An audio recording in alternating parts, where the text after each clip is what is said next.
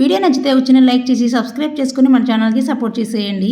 వర్షాకాలం అయితే స్టార్ట్ అయిపోయింది. పిల్లలకి దగ్గులు జలుబులు అయితే స్టార్ట్ అయిపోతాయి. అలాగే లంచ్ బాక్స్లో పెట్టేటప్పుడు కూడా ఇలాంటి ప్రాబ్లం లేకుండా కొంచెం హెల్తీగా పెట్టాలనుకునే వాళ్ళ కోసం ఈ రెసిపీ.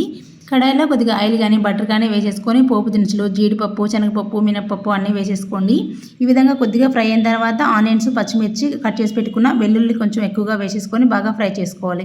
ఇందులోనే కొద్దిగా పుదీనా కరివేపాకు కూడా వేసుకొని అది కాస్త చిట్పట్లాడిన తర్వాత ఉడికించుకున్న అన్నం వేసేసుకొని ఇందులో పెప్పర్ పౌడర్ జీలకర్ర పొడి కొద్దిగా ఉప్పు అలాగే కొద్దిగా కొత్తిమీర కూడా వేసేసుకొని ఈ విధంగా కలిపేసుకోండి. దీంట్లో సపరేట్గా కారం ఏమీ అవసరం లేదు. మనం కొద్దిగా పచ్చిమిర్చి వేస్తాం అలాగే పెప్పర్ పౌడర్ వేసాం కాబట్టి స్పైసీ అనేది సరిపోతుంది. మనం పెద్దవాళ్ళ కోసం చేసినట్లయితే కొంచెం పచ్చిమిర్చి ఎక్కువగా యాడ్ చేసుకోండి. మిరియాల పొడి కంపల్సరీ వేసుకోండి.